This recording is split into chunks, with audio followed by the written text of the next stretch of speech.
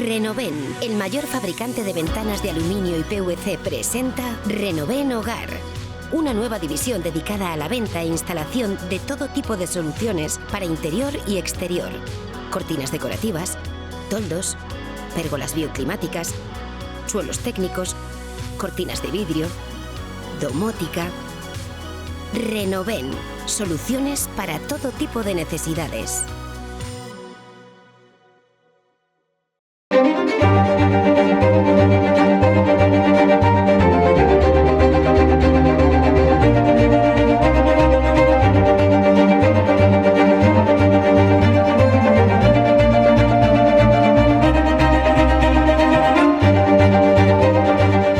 Arzuaga Ferreras, científico, codirector de Atapuerca, director del Museo de la Evolución Humana de Burgos. Bienvenido a este programa. Muchas gracias por invitarme. ¿Está aún por llegar el gran hallazgo de un fósil que nos dé claves desconocidas hasta el momento? El eslabón perdido. El eslabón perdido. Como decía Konrad Lorenz, me parece que era el que dijo: ya he encontrado el eslabón perdido, somos nosotros, ¿no? entre lo que fuimos y lo que deberíamos ser el día de mañana, el eslabón perdido somos nosotros. Claro que faltan fósiles, porque eso, y falta información también, ¿no? Falta conocimiento, porque no basta con encontrar un hueso o claro, con conocer el esqueleto, falta conocer también aspectos de la vida, la biología de las especies, ¿no? Y sí, claro, quedan muchos hallazgos, muchas sorpresas. Eso no quita para que, yo creo que se puede decir que lo fundamental de la historia de la vida y de la historia de la humanidad se conocen. Pasa un poco como en la arqueología, se pueden encontrar grandes descubrimientos y seguro que se producirán, pero también congratulémonos y disfrutemos de lo mucho que ya hemos avanzado. ¿Cuál es el fósil humano más antiguo que has tenido en tus manos? Es que los he tenido todos, porque, pero no sé, Ardipithecus rhamidus, por ejemplo, Ardipithecus rhamidus es un fósil de hace 4,4 millones de años, una especie anterior a los australopithecus, que se encontró en el año 1994 en Etiopía, en el Triángulo de los Safar, y en una campaña de excavación en la que estaba yo. Es decir, que ese es seguramente el fósil más antiguo que se puede considerar un homínido de los que tenemos hasta ahora. Claro, estamos hablando de cifras y fechas, esto es como lo de los años luz, ¿no? La distancia de los planetas. Tenemos el resto, lo común de los humanos, nos lo tenemos que creer, tenemos que confiar, pero ¿cómo realmente se llega a datar que esa pieza tiene esa cantidad de años? Que eso existió con movimiento autónomo en algún momento. Pues mira, una vez estábamos, te voy a contestar en clave de anécdota personal, ¿no? Una vez estábamos planificando una exposición de evolución humana en San Francisco, ni más ni menos. Una empresa de allí que quería hacer una exposición muy importante y que la hizo, y convocó a una serie de científicos especialistas para hacer el diseño de la exposición. Y entonces uno de los apartados que teníamos en el recorrido, en el itinerario de la exposición, pues tenía que haber una sección dedicada a la cronología, ¿no? A cómo se establece el tiempo de los fósiles. Y entonces uno de los científicos, que era un francés, amigo además, dijo, francamente, yo creo que lo mejor es no poner nada. Y contó la siguiente anécdota. Una vez en una situación parecida, el presidente de la República Francesa le preguntó: ¿cómo hacen ustedes para datar los fósiles, ¿no? Y este colega le contestó: mire, confíe en nosotros, somos profesionales, sabemos lo que hacemos, ¿no? Eso, o si no, tenemos que empezar a hablar de los átomos, claro, y de la desintegración de los elementos radiactivos, ¿no? Entonces, eso nos llevaría algo más de tiempo, pero básicamente hay 2 métodos de datación, uno que es la fauna y los propios humanos que evolucionan, claro. Y todo lo que acompaña en ese contexto en el que se ha producido el hallazgo. Y luego hay métodos físicos, ¿no? Y luego hay métodos físicos de datación. Se puede datar el sedimento, se pueden datar rocas que se han podido formar en los ambientes de cueva, por ejemplo, se forman concreciones, las famosas estalagmitas, ¿no? Y todo eso que se forma, en algunos casos, sobre los fósiles límite de datar, hay el famoso método del carbono 14, que es un método que está basado precisamente en isótopos radiactivos, y luego, por ejemplo, donde hay volcanes, las erupciones volcánicas se datan muy bien. O sea que hay digamos, un abanico de técnicas de datación que se podrían resumir en lo que decía mi colega. Confíen en nosotros, somos profesionales y sabemos lo que hacemos. Aquí decimos, dejen trabajar a los dobladores, cuando hablamos del encierro de las fiestas de San Fermín. Pues muy bien, eso mismo. Juan Luis, estamos hablando de Etiopía, estamos hablando de los hallazgos en el mundo, pero a casi 200 kilómetros de aquí de Pamplona están las cuevas de Atapuerca. A primeros de los 90 es cuando empiezan los hallazgos importantes. ¿Cómo es ese cráneo, el cráneo más completo de ese registro, el cráneo número 5, que ya lo has citado, 5, del sí. Homo heidelbergensis? El cráneo número 5 es, ahora ya tiene cuello, porque le hemos puesto, claro, es un buen ejemplo de cómo se trabaja, ¿no? Se van recuperando partes del esqueleto, se van asociando, se van reconstruyendo. Y entonces el cráneo número 5 ya tiene toda la columna cervical, es decir, las 7 vértebras cervicales. O sea que poco a poco la vamos completando y claro, sigue siendo el cráneo más completo del mundo, ¿no? Y además es un cráneo que tiene mucha información, porque es de un individuo al que le pasaron muchas cosas, ¿no? Y todo eso ha dejado su marca en ese cráneo. O sea que es un cráneo lleno de información por todas partes. ¿Le habría gustado charlar con uno de esos hombres de aquella época? Yo siempre digo que no habría necesitado hablar siquiera, ¿no? Hay una prueba que yo haría inmediatamente si tuviese la oportunidad de encontrarme con uno de ellos, una prueba tan sencilla como señalarme a mí mismo, ¿no? Y decir, Juan Luis, yo, Juan Luis. Entonces, si el que tengo enfrente, un homínido de estos, me contestara, yo, o se señalara y dijera su nombre, ya sabría que estoy en presencia de una mente pensante y lingüística y simbólica como la mía. Es algo que nunca hará un chimpancé. Tú te puedes señalar delante de un chimpancé y decir Juan Luis, y el chimpancé no se va a señalar y emitir un sonido, ¿no? Porque no tiene nombre, porque no tiene yo.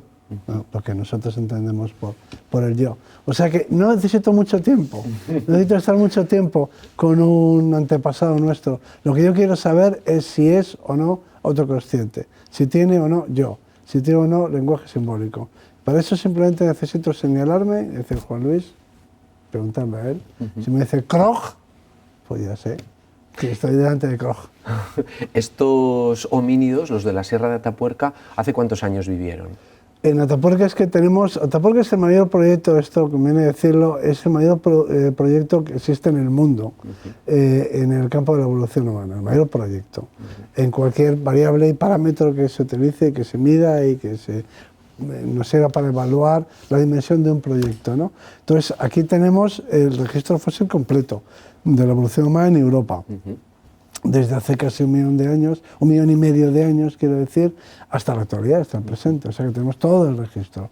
Y aprovecho para decir que el Museo de la Evolución Humana es el mayor museo del mundo de evolución humana. Qué interesante. Sí. ¿Y ese cráneo número 5 qué vivió? ¿Hace 900.000, 1 millón de años? El cráneo número 5 vivió hace como 400.000 años y es, en realidad, el cráneo número 5 son los antepasados de los neandertales. Son los primeros antepasados de los neandertales.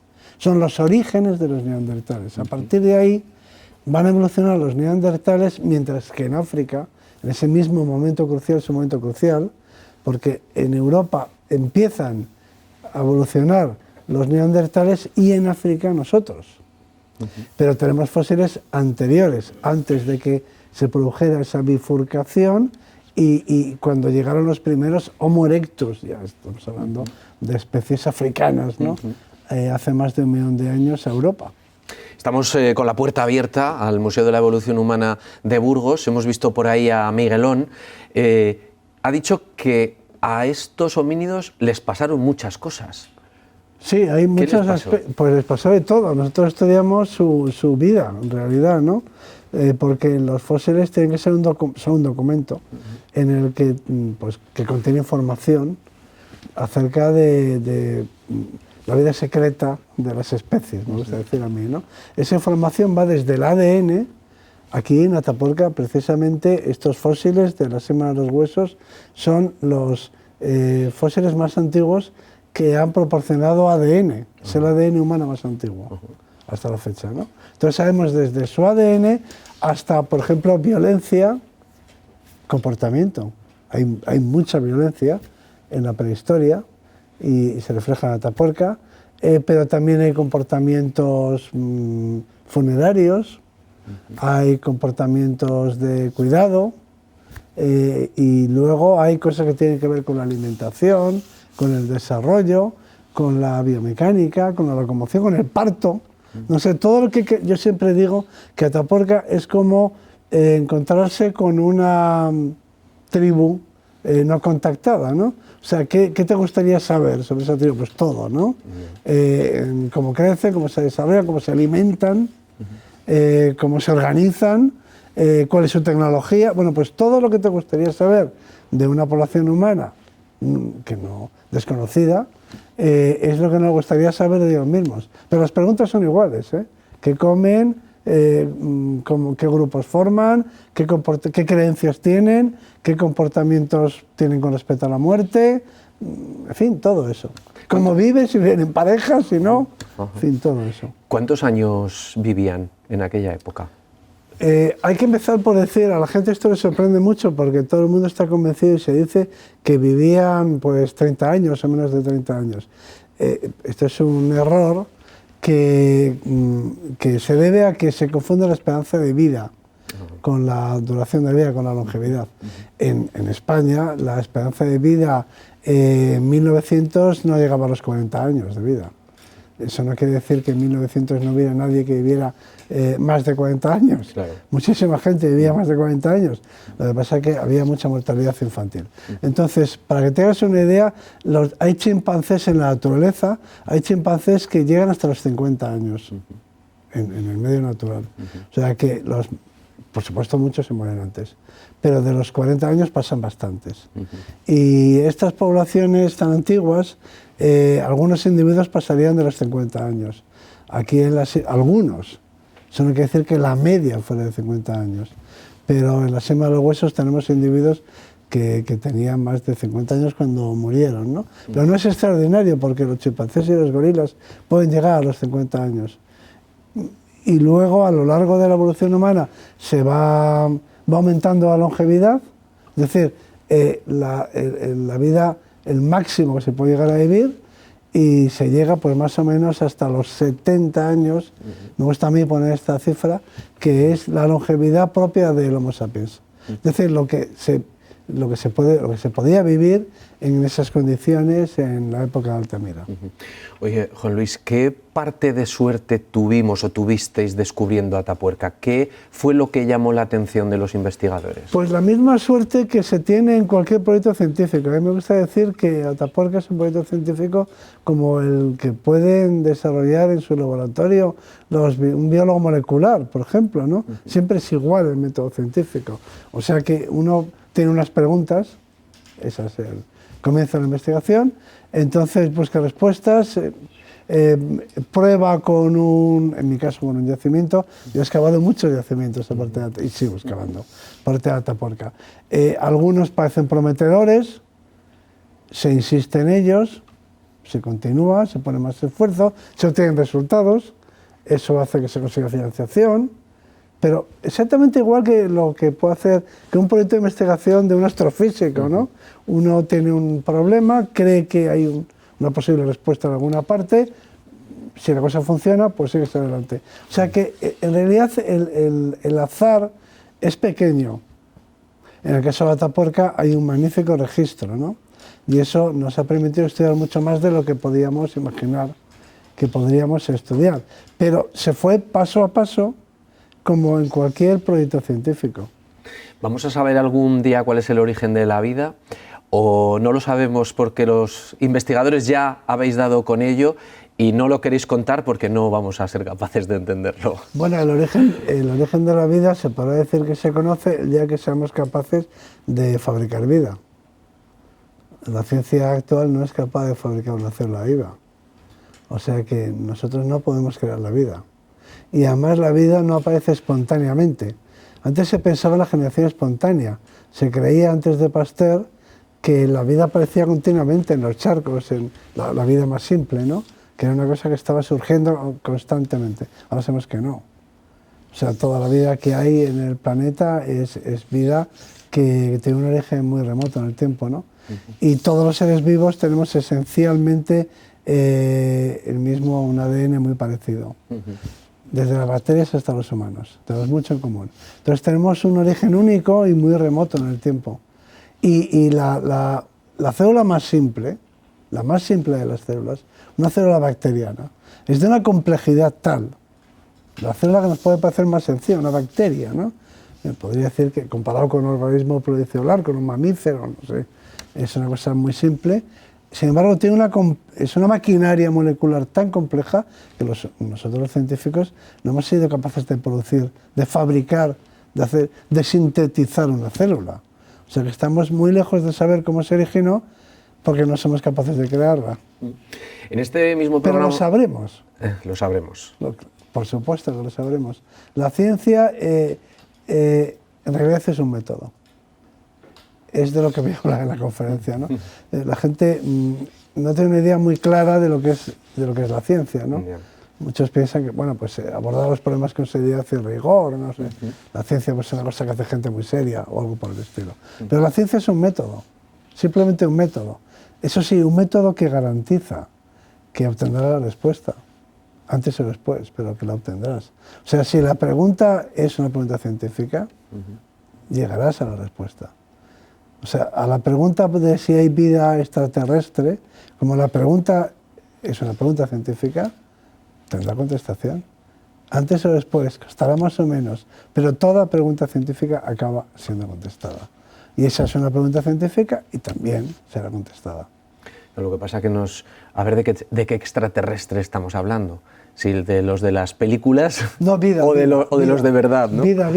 Vida simplemente... Yo creo que la vida está bastante extendida en el universo, por lo menos en esta galaxia que es una entre miles y miles de galaxias, ¿no? Pero esta galaxia en la que estamos, yo creo que hay vida, porque la vida en nuestro planeta apareció relativamente pronto. En realidad apareció en cuanto se dieron las condiciones ambientales para que apareciera. O sea que, así como, por ejemplo, la inteligencia del ser humano tardó pues casi 3.000 millones de años en aparecer. O sea, nosotros la mente racional, simbólica, lo que somos nosotros, o si quieres, especies muy inteligentes como podemos ser nosotros, o los cetáceos, etc. Eso costó miles de millones de años. Sin embargo, la vida surgió en cuanto se dieron las condiciones. Quiero decir, condiciones físicas para eso. Y eso, claro, me hace pensar que tiene que haber vida en muchos lugares. Ahora bien, vida unicelular. Porque la vida en este planeta, vida sencilla, vida bacteriana. En este planeta, durante miles de millones de años, la vida fue bacteriana. O sea que yo creo que habrá, y creo que lo sabremos. Extraterrestres viajando en naves espaciales. Eso es bastante más difícil, porque aquí en este planeta costó mucho tiempo. Hicieron falta miles de millones de años. ¿Y hemos tenido suerte de nacer, tú y yo? Bueno, claro, la probabilidad de que naciéramos tú y yo como individuos concretos era muy pequeña, ¿no? Un espermatozoide entre millones. Eso para empezar, si te refieres a eso. Sí, ha hecho que estemos tú y yo aquí, una lotería, claro. Nos ha tocado la lotería. Y sobre todo ¿por qué estamos aquí? Bueno, porque... ¿A qué te refieres? ¿Qué tipo de preguntas es esa? Estamos aquí tú y yo porque ya nuestros no tú y padres... yo, en la galaxia en la que estamos. Bueno, pues es lo que te estaba diciendo, que yo creo que una vez que se dan unas condiciones de estabilidad física y química en la formación de los planetas, ¿no? La formación del nuestro, que es un planeta normal, bastante corriente, no tiene nada de particular, como el nuestro hay miles de millones, ¿no? Pues en la formación de un planeta hay una primera etapa en la que hay mucho volcán. No hay agua, para entendernos. Para que haya vida, tiene que haber agua en estado líquido. Eso es imprescindible, es un buen disolvente. Entonces, yo no creo que pueda haber vida o surgir la vida en un planeta en el que no haya agua en estado líquido. Para que el agua esté en estado líquido, no tiene que hacer ni demasiado frío ni demasiado calor. Si hace demasiado calor, se evapora. Si hace demasiado frío, se congela. Entonces, tiene que ser un planeta que esté a una distancia de su estrella, de su Sol, adecuada para que tenga esas temperaturas, ese rango de temperaturas. Luego, además, tiene que tener una cierta masa para que pueda tener una atmósfera, tiene que tener cierta gravedad para que pueda retener una atmósfera. Entonces, tiene que dar una serie de condiciones. Pero esas condiciones son muy corrientes, son muy frecuentes en el universo. O sea que ahora llevamos catalogados miles de planetas que podrían albergar la vida. Yo creo que muchos de ellos la tendrán, pero probablemente sea vida unicelular. Y por otro lado, nunca llegaremos allí. Recientemente en este programa nos han visitado otros dos científicos, María Iraburu, que además es la rectora de la Universidad de Navarra, y Pedro Miguel Echenique, físico, a los que le hice la misma pregunta que te voy a hacer ahora. ¿Se puede ser científico y creer en Dios? Seguro en que Dios define Dios. En un ente que organiza y decide. En un ente que interviene constantemente en lo que se llama la providencia en términos cristianos. Es decir, en un ente que organiza y que maneja los hilos, no. Porque el universo responde a las leyes de la naturaleza. Es decir, nadie tiene un cáncer porque alguien lo haya decidido. O nadie contrae una enfermedad vírica porque haya un ser sobrenatural que lo haya dispuesto así. Es decir, en un Dios providencialista, en un Dios que interviene alterando las leyes de la materia, no, imposible, incompatible. Entonces, en otros tipos de Dios, pero esto lo diría para otro programa. Totalmente, estamos terminando. En el Dios de Spinoza, por ejemplo, que es otro modelo de Dios, ¿no? O en un Dios creador o lo que tú quieras.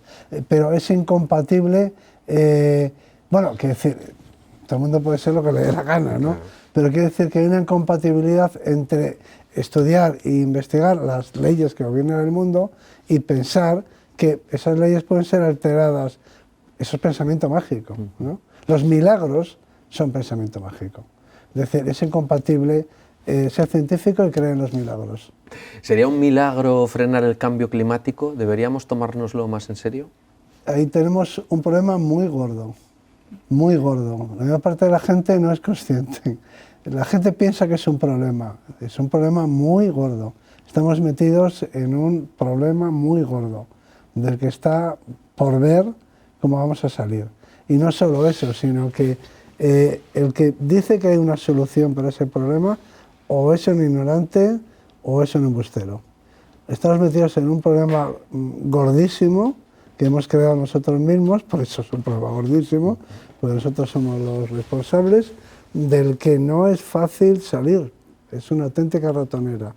O sea que a ver qué hacemos, cómo espabilamos. ¿Hay vuelta atrás? Bueno, como le gusta decir a un amigo mío, ante un problema, dice, cuando estás en un pozo, dice este cuento, cuando estás en un pozo y quieres salir de él, lo primero que tienes que hacer es no seguir cavando. O sea, lo primero, no hagas más profundo el pozo. Entonces ya con eso nos conformaríamos. Ya que estamos en un pozo, por lo menos no ahondar el pozo, no hacerlo más profundo aún. Ahora todavía estamos en la fase de profundizamiento del pozo. O sea, no solamente no estamos saliendo del pozo, sino que lo hacemos más profundo. Entonces, el día que por lo menos dejemos de cavar, pues ese ya será un comienzo, ¿no? No sé cómo calificas la evolución de la inteligencia artificial, si también con otro problema que hemos creado nosotros o con una parte que tenemos que seguir utilizando para poder evolucionar. No soy catastrofista, yo siempre digo que, por desgracia para mis libros, porque en el mercado, digamos, de la divulgación científica, hay dos posturas o dos temas que venden mucho. Uno es el catastrofismo. La inteligencia artificial se apoderará de la humanidad y nos convertirá en sus esclavos, en un escenario de una distopía. Y la otra, el otro argumento es que vamos a vivir 1000 años, la eternidad, ¿no? Entonces, tanto los que predican que vamos a vivir miles de años, como los que dicen que nos van a esclavizar las máquinas, son grandes vendedores. Y aquí me tienes a mí, que ni creo que vayamos a vivir 1000 años, ni pienso que nos van a destruir las máquinas. Claro, estoy en una situación poco vendedora, ¿no? Entonces hay que irse a los extremos si se quiere llamar la atención. Pero yo creo que hay que ser honesto, ¿no? Y no, efectivamente, aunque no llame la atención tanto, ni vamos a vivir miles de años, y creo que tenemos que preocuparnos de la calidad de vida, más que de la duración de la vida. Es decir, se habla tanto de la duración de la vida que yo creo que es un error filosófico y científico, las dos cosas, ¿no? Habría que pensar más en la calidad de la vida y en la justicia. Y los que opinan que nos van a esclavizar las máquinas, pues en fin, también harían mejor preguntarse cómo pueden las máquinas ayudar a los humanos, ¿no? Hay muchos jóvenes que están empezando a vender sus iris por criptomonedas. Pues mira, no lo sé. ¿Sabemos lo que estamos haciendo? No tengo ni idea de en qué consiste lo de vender los iris por las criptomonedas, pero no soy un experto, no te puedo contestar a esto. Yo no pienso vender mis iris por criptomonedas, pero bueno, si se obtienen beneficios económicos, yo qué sé, no lo sé. Juan Luis Arzuaga. Pero tengo un amigo que dice que el algoritmo es mi mejor amigo. ¿Ah, sí? Porque va a acabar siendo el que mejor nos conoce. Ese nunca te engañará, ¿no? Tu algoritmo, eso cuando quiero, pues eso, cuando quiero despertar una polémica, ¿no? Siempre digo, como dice mi amigo, no vas a tener ningún amigo tan bueno como el algoritmo. El algoritmo conoce tus gustos, sabe lo que a ti te gusta, te advierte de los peligros que hay. Por ejemplo, te comunica que hay un radar en la carretera nuevo, para que lo sepas y no te multen, ¿no? O sea, ¿qué amigo tuyo hace eso por ti? El algoritmo te informa de cuando se puede hacer alguna novedad en los temas que te interesan. Hay algoritmos que te dicen incluso que tienes que hacer más ejercicio, ¿no? En el futuro te medirán tu presión, ya lo hacen, ¿no? Arterial, y te avisarán de cuando estás...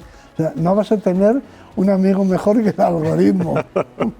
Y en lugar de ser catastrofista, estoy considerando la posibilidad de decir, bueno, pues es que en realidad amigos tan fieles y tan, no sé, en los que se puede confiar tanto, como un buen algoritmo, claro. Supongo que también hay algoritmos manipuladores.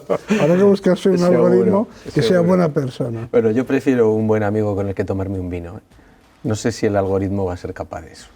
No lo sé, ya me contarás. Luego un día hablamos de tus amigos, a ver que realmente eran dignos de esa confianza. Juan Luis Arzuaga, muchísimas gracias. Nada. Que vaya muy bien. Gracias.